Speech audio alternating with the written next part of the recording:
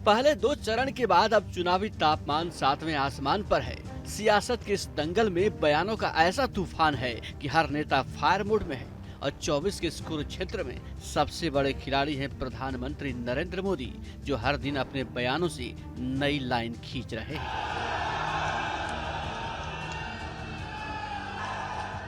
प्रधानमंत्री के बयानों में हिंदू भी है, मुस्लिम भी है, राम मंदिर भी है, पाकिस्तान भी है। यानी प्रधानमंत्री मोदी हर मोर्चे पर अपने विरोधियों को घेर रहे हैं। अब प्रधानमंत्री ने अपने बयान के जरिए गोधरा की भी एंट्री कर दी है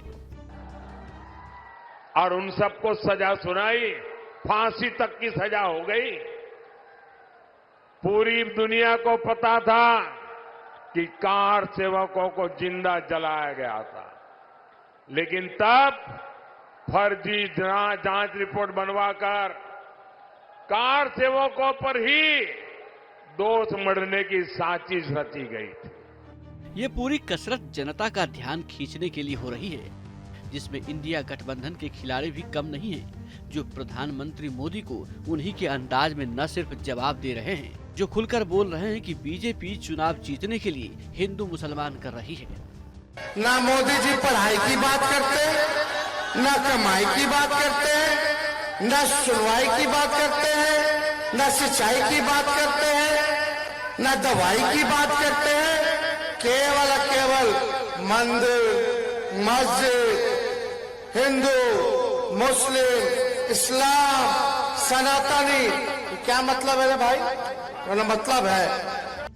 दरभंगा की रैली से पीएम मोदी ने आरजेडी पर भारतीय सेना में भी धर्म ढूंढने का आरोप लगाया, मुस्लिम तुष्टीकरण वाली सोच पर प्रहार किया।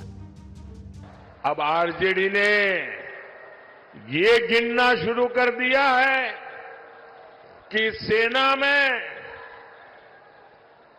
कौन हिंदू है, कौन मुसलमान है। मां भारती की रक्षा के लिए जो सीने पर गोली खाता है, वो पहले भारतीय होता है। और ये आरजेडी के लोग उसे हिंदू मुसलमान की नजर से देखते हैं। वैसे 24 की महाभारत में सबसे कड़ी टक्कर अगर कहीं हो रही है तो बिहार में ही हो रही है, जहां 400 के मिशन में 40 सीटें खेल बनाने और बिगाड़ने दोनों के लिए काफी हैं, क्योंकि जितने हमले बीजेपी की तरफ से हो रहे हैं उसका जवाब अकेले तेजस्वी दे रहे हैं।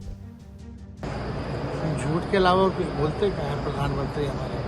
आज हम ही उनको सुना देते हैं, सुन भाई सुन, देश की धुन, इंडिया गठबंधन इज कमिंग ऑन 4 जून। चुनाव बयानों के चक्रव्यूह में ऐसा फंसा है कि मंगलसूत्र, वसीयत, टैक्स, आरक्षण से होते हुए शहजादे और शाहजहां तक पहुंच गया है।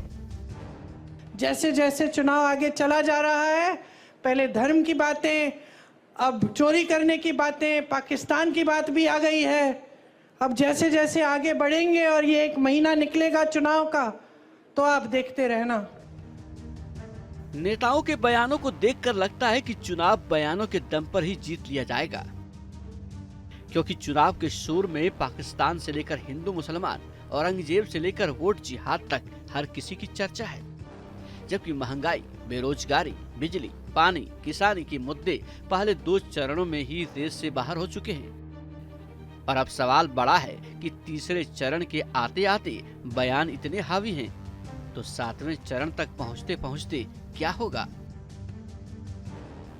Team news nation.